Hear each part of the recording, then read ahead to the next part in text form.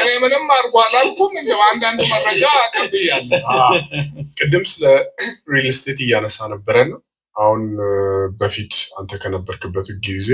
ብዙ ሪል ስቴት ድርጅቶች አሉ በጣም ብዙ የሽያጭ ማዕከል መንገዶች ብዙ አሉና እንዴት ታየዋለህ አሁን የሪል ስቴት ኢንዱስትሪ ደስ ይለኛል ለምን በቃ ያሰብኩትን በር መክፈት ነው የሚገርም ትልቅ ኢንዱስትሪ ተፈጥሯል ለብዙ ሰው ሃውዚንግ ቀርቧል አክሰስ የራሱ ችግር ቢገጥመው እሱም ያው ተመልሷል አሁን መሬቶቹን ያስመለስን ነው በፊት ያሰብኩለትን ትልቁ ሪል ስቴት ካምፓኒ መልሶ ይሆናል የቤት ፋብሪካ እንዲሆን ነው ማስበው 10 አመት በቃ መሃል አለቀ ግን ኦኬ ይሁን አለፈ አሁን ሴክተሩን እንግዲህ እኛ ገብተን ስንከፍተው እኛ ብቸኛ ነበር ኦፍ ኮርስ ነው ከኛ ቀድመው እና አያት ሌላም የተከፈቱ አሉ ግን እዚህ ሴግመንት ላይ ኮንዶሚኒየም ሰርቶ መሄዱ ላይ የኛ ቢዝነስ ሞዴል ደግሞ ኦኬ ይሄንን ሴክተር መክፈት አለብን አፎርደብል ሃውዚንግ ኢን ቢዝነስ ኦኬ ፈንዳሜንታሊ ሁለት ቢዝነስ ሞዴል አለ ወይ ሃይ ቮሊዩም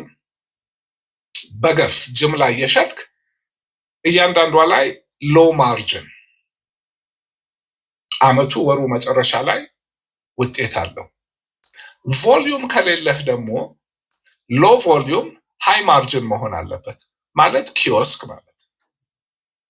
ሶ የመርካቶ ጅምላ አከፋፋይ ቢዝነስ ሞዴል የኪዮስክ ቢዝነስ ሞዴል የኢትዮጵያ ቢዝነስ በሙሉ የኪዮስክ ቢዝነስ ሞዴል ነው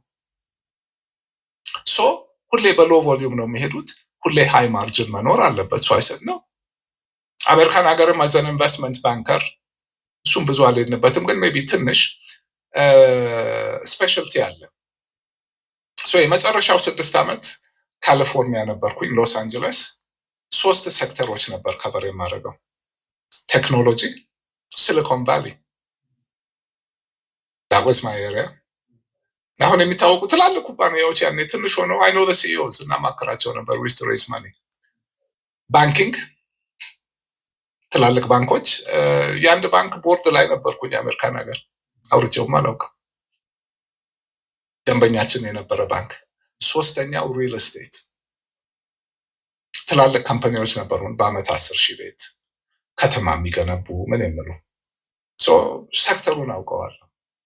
አንዱም በኮንፊደንስ የሄድኩበት